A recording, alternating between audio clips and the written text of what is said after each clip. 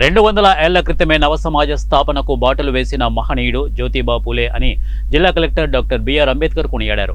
మహాత్మా జ్యోతిబా పూలే 199వ జన్మదినోత్సవ వేడుకలు కలెక్టరేట్ ఆడిటోరియంలో శుక్రవారం ఘనంగా జరిగాయి. ముందుగా కలెక్టరేట్ సమీపంలోని పూలే, సావిత్రిబాయి విగ్రహాలకు జిల్లా కలెక్టర్ అంబేద్కర్ పూలమాల వేసి ఘన నివాళులు అర్పించారు. అనంతరం కలెక్టరేట్ ఆడిటోరియంలో జయంతి సభ నిర్వహించారు. పూలే చిత్రపటానికి అతిథులంతా పూలమాలలు వేసి నివాళులు అర్పించారు. ఈ కార్యక్రమంలో కలెక్టర్ అంబేద్కర్ మాట్లాడుతూ సమాజానికి పూలే చేసిన సేవలను శ్లాఘించారు. సమాజంపై చెరగని ముద్ర వేసిన ఆ మహనీయుడు పుట్టిన 199 ఏళ్ల తర్వాత కూడా స్మరించుకోవడం పూలే గొప్పదనానికి నిదర్శనమని పేర్కొన్నారు. బాబాసాహెబ్ అంబేద్కర్ కంటే ముందే నవ సమాజ సాధనకు పూలే పునాది వేశారని అన్నారు. ఆయన ఆలోచనలు, కృషి ఫలాలు నేటి తరం అందుకుంటోందని చెప్పారు. సంక్షేమాధికారులు, జిల్లా అధికారులు, వివిధ సంఘాల ప్రజాప్రతినిధులు పాల్గొన్నారు. 65,000 మంది మన దగ్గర నమోదు చేసుకోవడం జరిగింది. కానీ మీరు అన్నట్టుగా అందులో సుమారుగా 35,000-40,000 మంది కేవలం టైలరింగ్ గురించి పెట్టుకోవడం జరిగింది. సాధారణంగా ట్రైలింగ్ అనేది ఇప్పుడు కామన్ అయిపోయింది, ప్రతి ఒక్కరు ట్రైలింగ్ చేస్తున్నారు. సాధారణంగా మనం ఏంటంటే ఈ బీసీ కమ్యూనిటీ సంబంధించి ఇవన్నీ కూడా ఏంటంటే కుల వృత్తులు ఉన్న సమాజం ఇది.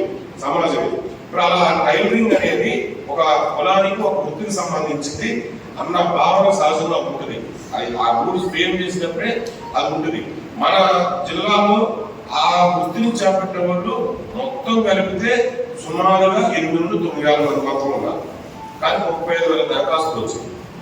సహజంగా ఆ దరఖాస్తులు చూడగానే ఎవరికైనా సరే ఒక అనుమానం వస్తుంది, అది ఫేక్ అప్లికేషన్ అయ్యి వచ్చారు. తద్వారా వాటిని మరలా రీవెరిఫికేషన్ చేసి నిజంగానే వాళ్ళు ఆ పని మీద క్యాస్ట్ పనులు అక్కర్లేదు, ఆ వృత్తి మీద వాళ్ళు ఆధారపడి ఉన్నారా లేదా నిజంగానే విషయాన్ని గ్రామ స్థాయిలో వెరిఫై చేయమని మళ్ళీ పంపించడం జరిగింది.